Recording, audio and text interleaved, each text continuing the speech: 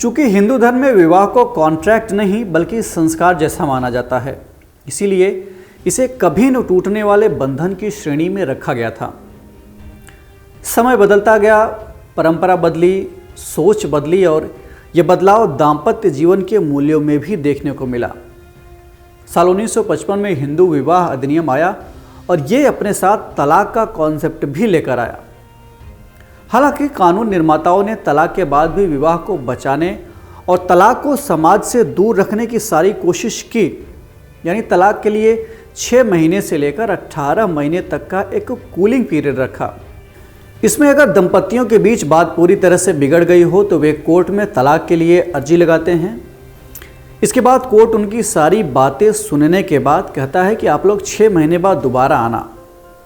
इसके पीछे मकसद ये होता है कि अलग अलग रहने के बाद शायद पति पत्नी का गुस्सा शांत हो जाए और वे एक दूसरे को माफ़ करके एक साथ फिर से हंसी खुशी रहने के लिए तैयार हो जाएं।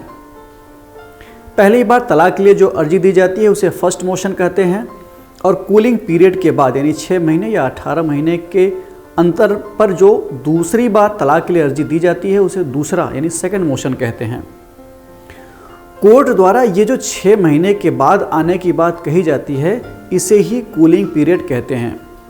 अभी हाल ही में सुप्रीम कोर्ट की एक संवैधानिक पीठ ने इस कूलिंग पीरियड से जुड़ा एक अहम निर्णय दिया है। दरअसल एक मामले की सुनवाई करते हुए सुप्रीम कोर्ट की 5 जजों की एक संवैधानिक बेंच ने कहा कि अगर शादी टूटने की कगार पर पहुंच गई है और उसमें सुधार की कोई गुंजाइश न बची हो, यानी इरिट्रीवेबल ब्रेकडाउन ऑफ मैरिज की कंडीशन बन गई हो, तो बिना कूलिंग पीरियड का वेट किए तुरंत तलाक दिया जा सकता है।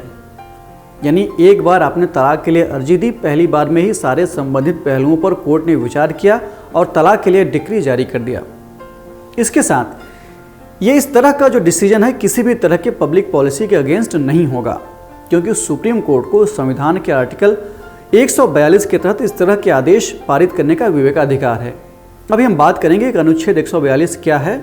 अभी आपको बता दें कि हिंदू विवाह अधिनियम में तलाक से जुड़े प्रावधान धारा 13 और इसके अन्य भागों में दिए गए हैं। इसके मुताबिक 2 तरह से तलाक की अर्जी दी जा सकती है। एक परिस्थिति वो होती है जिसमें किसी एक पार्टनर से जुड़ा कुछ ऐसा हो गया हो जिसमें विवाह चलाना ही मुश्किल हो। इस तरह के मामलों में तलाक के कई ग्राउंड्स हैं, जैसे कि व्यभिचार, क्रूरता, परित्याग, धर्मांतरण, पागलपन, कोढ़, यौन रोग, संसार से त्याग और मृत्यु हो जाने का अनुमान आदि। और दूसरा मामला वो होता है जब दोनों पार्टनर साथ में ये डिसाइड करते हैं कि अब हम साथ नहीं रह पाएंगे। इसे म्यूचुअल कॉन्सेंट या आपसी सहमति से तलाक लेना कहा जाता है।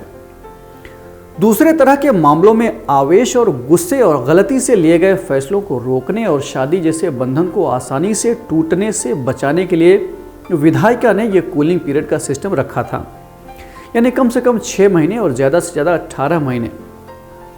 आपको केवल इस बात पर विचार करने के लिए मिलेंगे कि क्या आपने कोर्ट में जो डाइवोर्स पिटीशन डाली है वो एक मात्र विकल्प है या रिश्तों को चलाए जाने की कोई और संभावना बची है।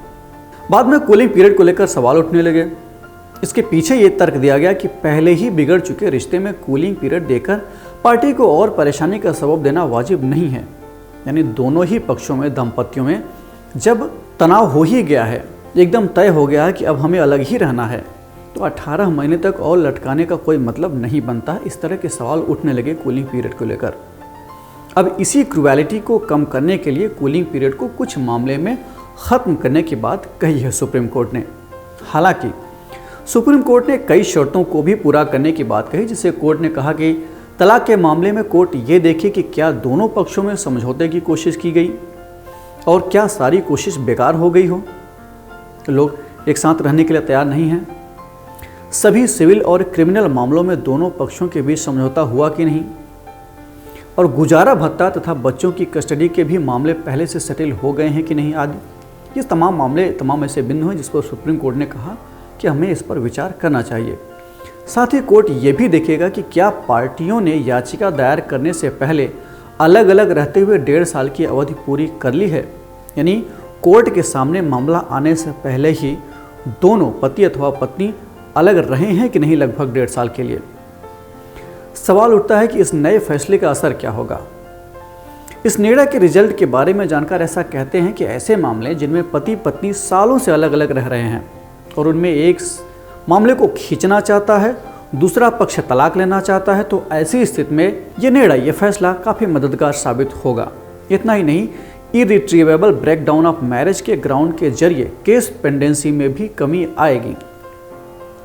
चूंकि सुप्रीम कोर्ट ने यह मौजूदा फैसला अनुच्छेद 142 के तहत प्राप्त शक्तियों का इस्तेमाल करते हुए सुनाया है, ऐसे में अनुच्छेद 142 के बारे में भी जान लेते हैं।